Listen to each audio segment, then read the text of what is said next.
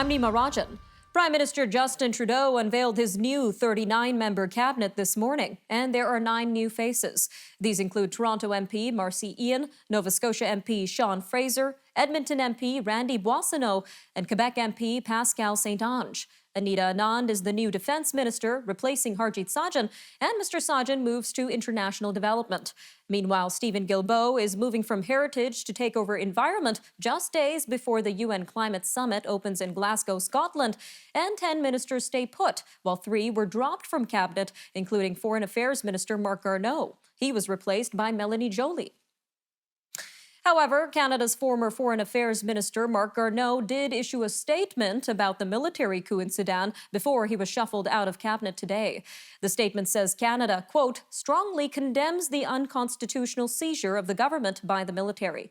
He calls the action unacceptable and contrary to the will of the people of Sudan. Sudan's military has seized power, dissolving the transitional government. This comes hours after troops arrested the Prime Minister and other officials. The Canadian government has quietly changed the criteria on its website for a special program for vulnerable Afghan refugees. The program first applied to Afghans that were stuck in the war-torn country, but it now applies only to Afghans who are already out of Afghanistan. That initiative was called the Special Humanitarian Program. It is one of 2 programs set up to help bring 40,000 Afghan refugees to Canada, and it is intended for vulnerable groups, including women leaders, persecuted religious or ethnic minorities, LGBTQ people, and journalists. The online criteria for the other program, which is aimed at interpreters and others who helped Canada during its military mission, as well as embassy staff, still allows those inside Afghanistan to apply. A federal court judge has dismissed a legal challenge to a federal policy. It required groups applying for money under the Canada Summer Jobs Program to state they supported abortion rights. The Right to Life Association of Toronto and area, its former president, and a student who'd hoped to work at the organization all contested the wording of the program application. The jobs program aims to encourage small businesses and nonprofits to hire students by subsidizing their wages. High vaccination rates against the coronavirus may be behind many parents' plans to let their children go trick-or-treating this year. But a new online poll suggests the kids may find fewer doors will open than in pre-pandemic Halloweens. A poll of 1,500 Canadians by Leger and the Association for Canadian Studies found that 93% of respondents who's trick-or-treated last year intend to have them go candy hunting again this Sunday. But the survey also suggests only 44% of Canadians will open their doors to trick-or-treaters due to the COVID-19 pandemic. More parents are gifting money to their kids to help them afford a down payment for a house, and the amount they're giving is growing. The report by CIBC Deputy Chief Economist Benjamin Tal found the average gift for first-time homebuyers rose to $82,000 in 2020. This is compared to $52,000 5 years earlier. The numbers are even larger in big cities, with the average gift estimated at more than $130,000 in Toronto and $180,000 in Vancouver. Murtaza Haider, a professor of data science and real estate management at Toronto's Ryerson University, said the increasing size of gifts is worrisome because it allows housing prices to continue to rise. Critics say the fight for control of Rogers Communications is proof that the dual-class share structure is badly flawed. The model is one where companies issue different classes of common shares. Typically, it gives disproportionate voting rights to one group of shareholders, such as the company's founders, family members, and executives. Kevin Thomas, the chief executive of the Shareholder Association for Research and Education, says dual-class share structures and lack of accountability just don't work.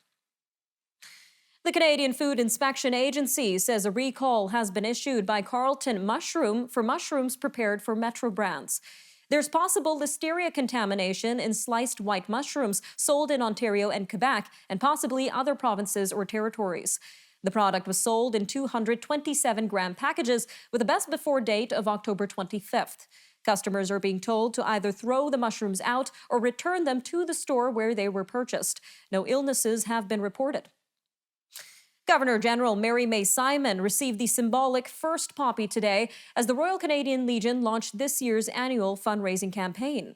Ms. Simon accepted the poppy from Legion Dominion President Bruce Gillian during a ceremony at Rideau Hall. This year marks the 100th anniversary of the poppy having been adopted as a symbol of Remembrance Day on November 11th.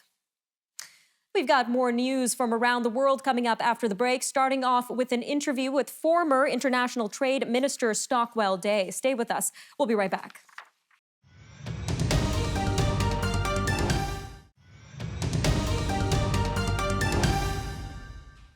Prime Minister Justin Trudeau leaves later this week on a 6-day trip to Europe that includes an official visit to the Netherlands, the G20 summit in Rome, and the UN Climate Conference in Scotland. The Prime Minister plans to talk about Canada's climate plan and the progress his government has made on the country's post-pandemic recovery. COVID-19 recovery and vaccine equity will be high on the agenda at the G20 summit. However, other issues continue to rage around the world, which among other things include a coup in Sudan and tensions between Taiwan and China. Closer to home, rising inflation is a growing concern, and the Governor General swore in a new cabinet today. Well, with us to unpack some of this is Mr. Stockwell Day, a current consultant and former international trade minister. Sir, welcome to Forum Daily. Great to be with you. Thanks. So let's start with the big news from today, sir. The Governor General swore in a new cabinet. We saw 9 new faces and 3 familiar names dropped from cabinet. What are your main takeaways from today's announcements? You know, one of the first things that struck me is, well, first of all, you've got a bunch of new ministers, and I think it's fair to say they bring some good capabilities to the table, and they're going to be tested early with some of the topics that you've just mentioned. What I see regionally is my first reflection. So you've got 2 individuals who've been named, one for economic development in Northern Ontario, one in Southern Ontario. You've got former Minister of Defense Sajan named for Pacific Development out on the coast. You've got a minister with specific designation to Quebec. And just being in meetings here in Alberta the last couple of days, I can tell you in this part of the West, people are saying, we're going to get some recognition from the new cabinet shuffle. And I think there's going to be some fault lines that will come out of this just on a regional basis in terms of perception. All right, sir, jumping to the 2 big meetings that are coming up, we've got the G20 and the UN Climate Conference in the UK. What are some of the big topics that world leaders will be discussing at these meetings?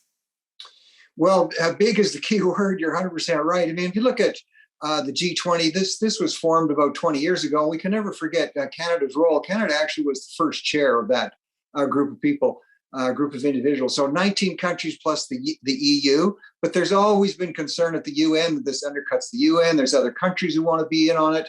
2/3 of the population of the world is represented, about 80% of the trade. So the issues there are going to be significant, and it's going to be a great test in a way, not just for our new Minister of Finance, ongoing Minister of Finance, Freeland, but you've got, for instance, Mary Ng, who has I've dealt with her in the past, and she's a smart woman. She's going to be called on in terms of looking at what about issues that some that you've already mentioned about inflation. What are countries going to be doing to curtail these things? So Canada has played a significant role in the past. I think it still will, and we should be. And of course, always be prepared and watch for the inevitable protests that always surround the G20 meetings. All right, and now we're seeing a lot of attention at the coup in Sudan. We saw Marc Garneau condemning it. What are the major implications of this on the world stage? Very sensitive time. I mean, there's no time that is a good time for a potential disaster like this. But if we look back to what happened in times of turmoil in the last 3 decades in Sudan, Darfur, of course, many of your viewers, I think, will remember a humanitarian crisis, 400,000 lives lost. I can remember at the time I was at a meeting in the United Nations, and I asked the ambassador from Sudan to the UN in the midst of this crisis. I said, "What can we possibly be doing related to the crisis in Darfur?" And he simply said, "What crisis?" So there's a history there of really some in Sudan not really paying attention to what's going on. Canada, again, will be tested here. We've just upgraded our status in January 2020 to ambassadorial level. The US has just announced they could drop the $700 million they were going to give to funding in Sudan. That means the government in Sudan and their new military leader, who now says he's not going to hand over the reins of patrol, maybe till 2023. They're going to be looking to Canada for funding. If the US steps back, there could even be a request on the military side. This has a backdrop to our pulling out of Afghanistan. So our new Minister of Defense is also going to be called on here as along with our Minister of Foreign Affairs, the new minister there, Jolie, a really critical time. All right, sir, just about 45 seconds here. I'm going to bring this back to Canada. Inflation is also a growing concern among Canadians. What is affecting the Canadian dollar's purchasing power right now? Well, inflation is going to be huge. A big factor coming ahead. 4.4% is the most recent number. That's the biggest inflationary jump since, I believe, 2003. That means your purchasing power, you at the grocery store, what you can buy, taking care of your kids, all of these things are going to be hugely affected. So that the government comes out with ongoing increase in their spending plans writ large, that's going to have a very significant bearing on inflation continuing and your purchasing power and my purchasing power. Challenging times. All right, Mr. Day, thank you again for joining us today.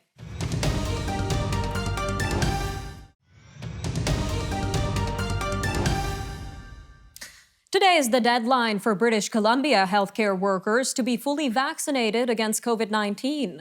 BC Premier John Horgan says he's hopeful the small number of healthcare workers who are still resilient to getting vaccinated against COVID-19 will get the information they need to get their shots. Wind warnings have been lifted for Vancouver Island and BC's inner south coast. And it appears the region dodged significant damage from a cyclone.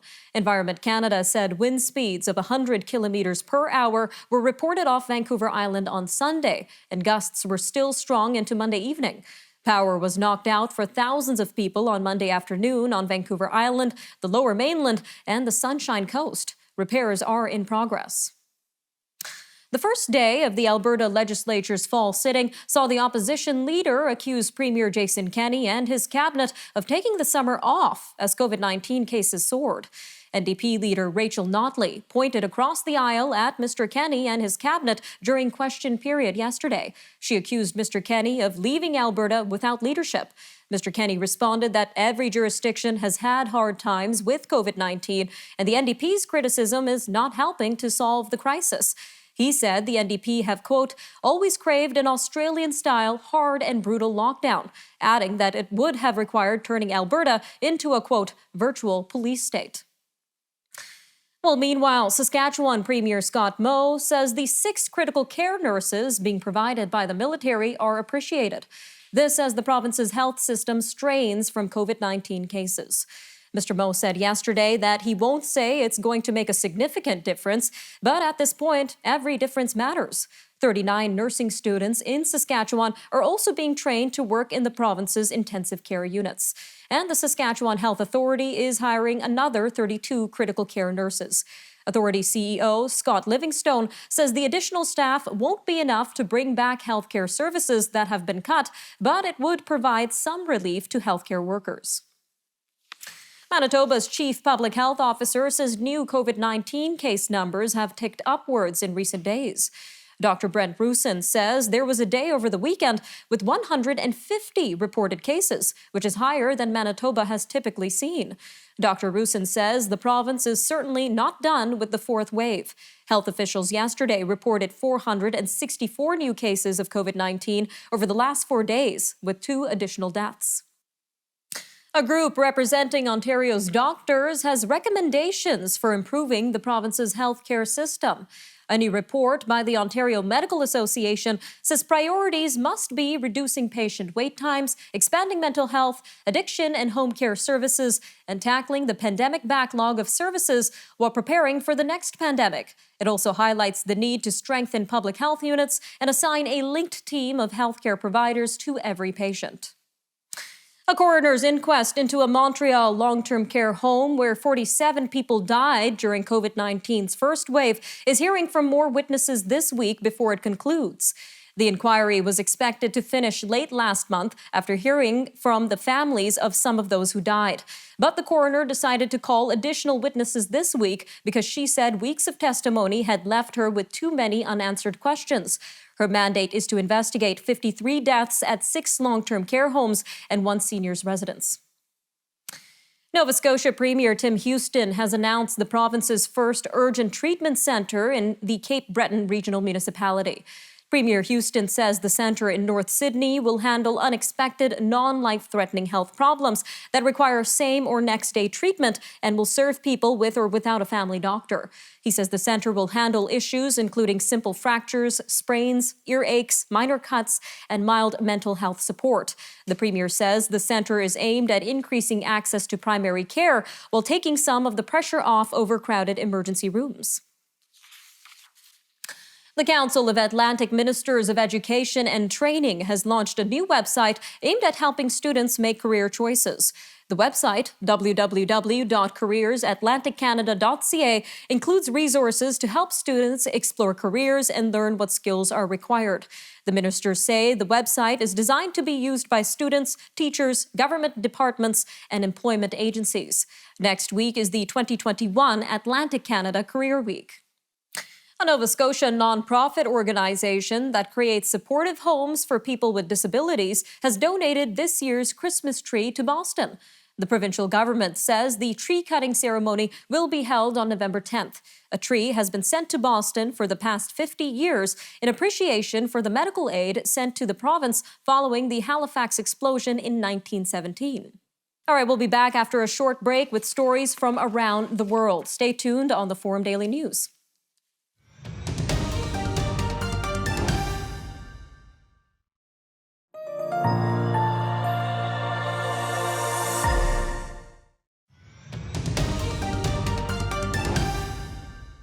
EU ministers are meeting for emergency talks focusing on energy. This comes amid divisions between the 27 member countries on how to tackle a crunch that has seen consumers' bills skyrocket this year. Most member states agree tax cuts, state aid, and other measures put forward by the EU's executive arm to help households and businesses are beneficial to bring immediate relief, but they diverge on the long-term approach. A rift has emerged between countries calling for thorough and structural reform of the bloc's energy market, and those who believe the crisis is only temporary and doesn't require radical market changes. The Netherlands' biggest pension fund says it will stop investing in companies that produce fossil fuels.